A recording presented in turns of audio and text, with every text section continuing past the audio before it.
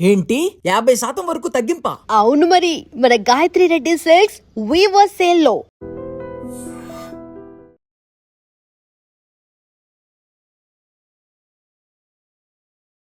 Hi నమస్తే welcome to iDream. నేను మీ యాంకర్ ప్రత్యూష.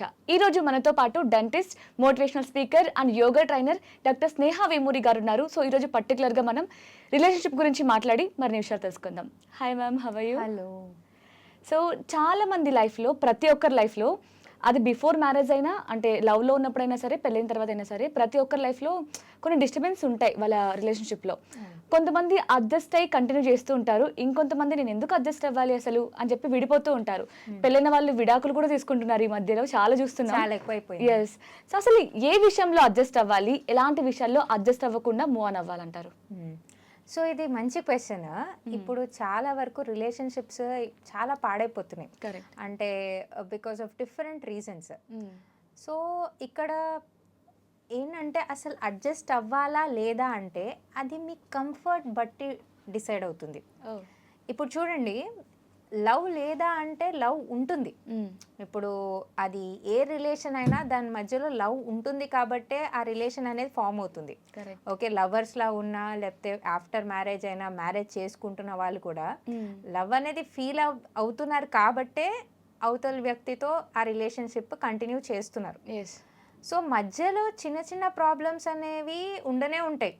గొడవలు లేకుండా ఏ రిలేషన్షిప్ ఉండదు మీరు అన్నట్టే. కానీ ఇక్కడ ఏమి చూసి మనము విడిపోవాలి ఆర్ కలిసి ఉండాలి అనేది క్వశ్చన్. సో ఇక్కడ నేను ఏమంటానంటే, ఎక్కడైతే మీకు రెస్పెక్ట్ ఉంటుందో, జాగ్రత్తగా వినండి, ఎక్కడైతే రిలేషన్షిప్లో మీకు రెస్పెక్ట్ ఉంటుందో ఆ రిలేషన్షిప్ని వదలకండి. అడ్జస్ట్మెంట్స్ అంటే ప్రతి రిలేషన్షిప్లో అడ్జస్ట్మెంట్స్ ఉంటాయి. ఇప్పుడు ఫర్ ఎగ్జాంపుల్ చెప్తాను, గొడవ అయింది. ఓకే, ఒక విషయం పైన గొడవ అయింది. సో ఆ గొడవ తర్వాత ఒకరికొకరు సారీ చెప్పుకున్నారు, ఒకరొకరు ఒపీనియన్ చెప్పుకున్నారు. ఇలా ఈ విషయంలో నాకు ఇది నచ్చలేదు, అది నచ్చలేదు, గొడవ సాల్వ్ అయింది, మీరు ఒక పైకి వచ్చారు. అప్పుడు ఒకవేళ అవతల వ్యక్తి మీరంటే రెస్పెక్ట్ చూపిస్తున్నారంటే వాళ్ళు మీ సైడ్ నుంచి ఆలోచిస్తారు.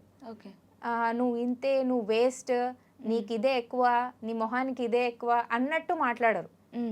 అంటే నీ లైఫ్ ఇంతే, నీకు ఇది దొరకడమే ఎక్కువ అన్నట్టు రెస్పెక్ట్ఫుల్గా ఉండరు.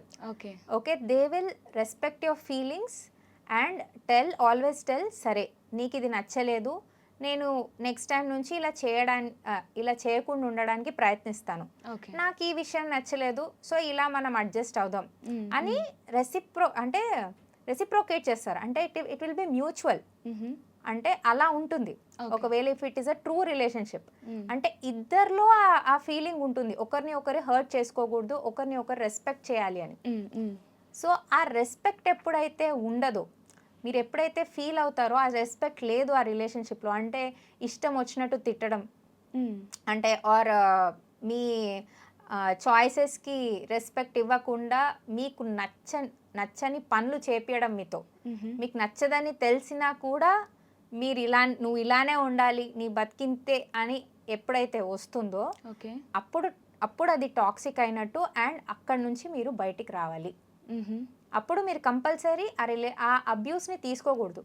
Compulsory you have to come out. Okay, ఈ బిహేవియర్ అంతా తెలిసినా సరే నాకు అతనే కావాలి, నాకు ఆమె కావాలి అని పట్టుపట్టే వాళ్ళు కూడా చాలా మంది ఉంటారు. అవును. సో వాళ్ళని వాళ్ళు ఎలా ఫేస్ చేయలేదు దాన్ని? నిజంగా విడిపోవడం అనేది చాలా ఈజీ కాదు, చెప్పినంత ఈజీ కాదు. బట్ ఎంత టైంలో వాళ్ళు ఇప్పుడు వాళ్ళ బిహేవియర్ కానీ వాళ్ళ లైఫ్ స్టైల్ ఎలాంటి చేంజెస్ చేసుకుంటే, లేదంటే వాళ్ళ థాట్స్ అన్ని కూడా వేరే వర్క్ పైన పెట్టుకోవడం కానీ అలా చేస్తే బెటర్ కదా. సో పర్టికులర్గా ఇది చేస్తేనే వాళ్ళు మూవ్ ఆన్ అవ్వగలరు అనడానికి ఏమైనా ఉంటుందా? చూడండి, ఫస్ట్ ఆఫ్ ఆల్ అక్కడ లవ్ లేనప్పుడు, రెస్పెక్ట్ లేనప్పుడు మీరు అక్కడ ఉండి ఏం లాభం? ఫస్ట్ అది ఆలోచించండి. మీకు ఆ మనిషి ఇష్టం, ఓకే, మీ సైడ్ నుంచి చాలా లవ్ ఉంది, చాలా రెస్పెక్ట్ చేస్తున్నారు, చాలా లవ్ చేస్తున్నారు. అవతల వ్యక్తి అసలు దాని గురించి పట్టించుకోవట్లేదు, మిమ్మల్ని కాన్స్టెంట్గా హర్ట్ చేస్తున్నారు, మీరంటే రెస్పెక్ట్ లేదు, మీరు మాట్లాడితే కూడా ఇష్టం వచ్చినట్టు మాట్లాడుతున్నారు, అండ్ ఎప్పుడు కూడా మిమ్మల్ని బ్లేమ్ చేస్తూ ఉన్నారు. ఏం లాభం అలాంటి రిలేషన్షిప్లో ఉండడం? అంటే కాన్స్టెంట్గా మీరు అలా బాధపడుకుంటూ లైఫ్ లాంగ్ ఉండాలంటే ఉండండి. కొంతమందికి అలా ఉంటుంది, హ్యాపీ. ఏంటంటే లైఫ్ లాంగ్ అదే దీంట్లో ఉంటారు, అదే సర్కిల్లో ఉంటారు, టాక్సిక్ పీపుల్తో ఉంటారు, బాధపడతాడు, ఏడుస్తారు, మళ్ళీ బయటకు వస్తారు, పోనీలే నా జీవితం ఇంతేలే అని అనుకొని మళ్ళీ అదే సర్కిల్లో ఉంటారు. దానివల్ల ఏ లాభం లేదు. మీరు దాని నుంచి బయటికి రావాలి అంటే మీరు ఫస్ట్ ఆఫ్ ఆల్ అక్కడ ప్రేమ లేనప్పుడు ఉండడం వేస్ట్ అనే విషయం అర్థం చేసుకోండి. ఓకే, రెస్పెక్ట్ మెయిన్గా, ప్రేమ కన్నా ముందు రెస్పెక్ట్. మీరంటే రెస్పెక్ట్ ఇంకా ప్రేమ లేనప్పుడు, నేను ఉండి కూడా నేను చేసి కూడా వేస్ట్ అని మీకు తెలిసినప్పుడు మీరు స్టెప్స్ తీసుకోండి. ఎంత కష్టంగా ఉన్నా కూడా divert your self, come out of it. అంతేకాని అక్కడే ఉండి ఇంకా బాధపడి యువర్ వేస్టింగ్ యువర్ ఎనర్జీ. అంతకు మించి ఏం లేదు. యా, అండ్ మీరు అది కాన్షియస్గా చేస్తున్నారు, అన్నీ తెలిసి కూడా చేస్తున్నారంటే ఇంకా మీ అంత పెద్ద ఫూల్ ఇంకెవరు ఉండరు. చెప్తున్నాను. ఒకవేళ లేదు మీకు తెలీదు అది అలా, ఆ నేచర్ అలా టాక్సిక్గా ఉంది అని తెలీదు అంటే you can go for a counselling. అప్పుడు మీకు వాళ్ళు చెప్తారు క్లియర్గా, సో ఈ నేచర్ ఇలా ఉంది, సో మీరు దీని నుంచి బయటికి రావాలని, అప్పుడు ఆ స్టెప్స్ అయినా తీసుకోండి. అంతేకాని మీ లైఫ్ని మీరు అనవసరమైన విషయాలకి వేస్ట్ చేసుకోకండి. ఓకే, అండ్ ఇంకొకటి ఏంటంటే అడ్జస్ట్మెంట్స్ ప్రతి రిలేషన్షిప్లో ఉంటాయి. ప్రతి రిలేషన్షిప్లో ఎక్కడో ఒక దగ్గర అడ్జస్ట్ అవ్వాలి. అండ్ అదేంటంటే అడ్జస్ట్మెంట్ అవుట్ ఆఫ్ లవ్ అవ్వాలి. అంటే ఇప్పుడు ఒకరి పైన లవ్తో నువ్వు అడ్జస్ట్ అవ్వాలి, అంతేకాని నేను ఇది చేసా కాబట్టి నువ్వు అది చెయ్యి. ఈ మధ్య అంతా అదే ఉంటుంది, అంతే, అదేదో బిజినెస్ డీల్ లాగా, పోటీతత్వం అంతే. లైక్ నేను ఇది చేసా కాబట్టి నువ్వు అది చెయ్యి, అదే అంటే అది ఇట్ ఈస్ నాట్ లవ్. నువ్వు కనుక ఆ మనిషి కోసం నిజంగా నువ్వు హ్యాపీగా చేస్తున్నావు, ప్రేమతో చేస్తున్నావు అడ్జస్ట్మెంట్ అంటేనే అది లవ్, అప్పుడే చెయ్యి. లేదు నువ్వు కష్టపడి నువ్వు అంటే నీకు నచ్చక ఒకవేళ అడ్జస్ట్ అయినా కూడా, జనరల్గా అడ్జస్ట్ అయినా కూడా వాళ్ళు దాన్ని పట్టించుకోవట్లేదు. చాలా దగ్గర ఏం జరుగుతుందంటే మీరు అడ్జస్ట్ అవుతున్నారు ఒక విషయానికి చాలా ఇయర్స్ నుంచి, కానీ అవతల వ్యక్తి అది గ్రాటిట్యూడ్ చూపించట్లే. అయ్యో పాపం నా కోసం అడ్జస్ట్ అవుతుంది అని లేకుండా మళ్ళీ మళ్ళీ తిడుతున్నారు, అసలు దాన్ని రెస్పెక్ట్ కూడా చేయట్లేదు. సో నువ్వు అడ్జస్ట్ అయ్యి కూడా వేస్టే కదా. సో ఒకవేళ నువ్వు అడ్జస్ట్ అయినా అవతల వ్యక్తిని నీకు ఆ ప్రేమ గుర్తించాలి, ఎఫర్ట్స్ ని గుర్తించాలి. ఇప్పుడు అది డే టు డే లైఫ్ లో చూస్తాం, మార్నింగ్ నుంచి నైట్ వరకు ఉమెన్ వర్క్ చేస్తారు, మెన్ కూడా వర్క్ చేస్తారు. ఇంటికి వచ్చి అంత వర్క్ చేసి మళ్ళీ అడ్జస్ట్ అయ్యి అన్ని చేయాలి. ఇంటికి వచ్చి కూడా అన్ని రకాల హౌస్ హోల్డ్ కోర్స్ అన్ని కూడా ఉమెనే చేయాలి. అప్పుడు ఒకవేళ వాళ్ళని గుర్తించి, అరే నువ్వు చేస్తున్నావు, ఇలా అడ్జస్ట్ అవుతున్నావు నా కోసం. ఇప్పుడు హస్బెండ్కి కొన్నిసార్లు ఫ్రస్ట్రేషన్స్ ఎక్కువ ఉంటాయి, ఆర్ కొన్ని బ్యాడ్ క్వాలిటీస్ ఉంటాయి. సో ఆ క్వాలిటీస్ ఉన్నా అడ్జస్ట్ అయ్యి సరేలే పర్వాలేదులే నా హస్బెండే కదా అనే వాళ్ళు కూడా ఉంటారు. కరెక్ట్. అప్పుడు ఆ హస్బెండ్ సైడ్ నుంచి కూడా అయ్యో తిను నా కోసం ఇలా అడ్జస్ట్ అవుతుంది, నాకు ఈ బ్యాడ్ క్వాలిటీ ఉన్నా కూడా అడ్జస్ట్ అవుతుంది అని ఉండాలి. అంతేగాని లేదులే టేక్ ఇట్ ఫర్ గ్రాంటెడ్ లా తీసుకొని సరేలా అడ్జస్ట్ అవుతుంది కదా ఇంకా మనం ఎక్కువ చేద్దాం, అడ్జస్ట్ అవ్వాలి.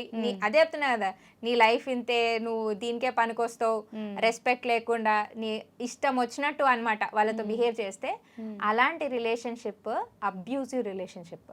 సో నేను అనేది ఏంటంటే క్లారిటీగా చెప్తున్నాను, if you are in abusive relationship you have to come out. లేదు if you feel there is love in that relationship, love ఉంది అంటే మీకు తెలిసిపోతుంది. లవ్ ఉంది అంటే ఎప్పుడు కూడా వాళ్ళు మిమ్మల్ని హర్ట్ చేయరు, మిమ్మల్ని రెస్పెక్ట్ చేస్తారు. సో ఆ రెస్పెక్ట్ ఆ కేర్ ఉంది అంటే ఎంత అడ్జస్ట్ అయినా it's not bad, correct. And ఆ అడ్జస్ట్మెంట్ కూడా వాళ్ళు గుర్తిస్తారు, మీకు తెలిసిపోతుంది అది అడ్జస్ట్మెంట్ గుర్తిస్తున్నారని తెలిసిపోతుంది. అక్కడ నుంచి కూడా వాళ్ళు మీకోసం కష్టపడుతూ ఉంటారు. సో ఆ రిలేషన్షిప్ ఎంత కష్టమైనా మెయింటైన్ చేయడమే కరెక్ట్. అదే ఇలా ఉందనుకోండి, అబ్యూజివ్గా ఉందనుకోండి, compulsory you have to come out of it. Okay. So అంటే కొంతమంది తెలియకుండానే మిస్టేక్స్ చేస్తూ ఉంటారు, బట్ వాళ్ళకి వాళ్ళ పార్ట్నర్ అంటే నిజంగానే చాలా రెస్పెక్ట్ ఉంటుంది. సో అలాంటప్పుడు అడ్జస్ట్ అవ్వాలి అంటారు, అంతేనా? అంటే యా, తెలియకుండా మిస్టేక్స్ చేస్తున్నారు, బట్ రెస్పెక్ట్ఫుల్గా అయ్యో నా వల్ల ఈ తప్పు అయిపోయింది, నేను మళ్ళీ నెక్స్ట్ టైం రిపీట్ చేయను అని అలా ఉన్నారనుకోండి.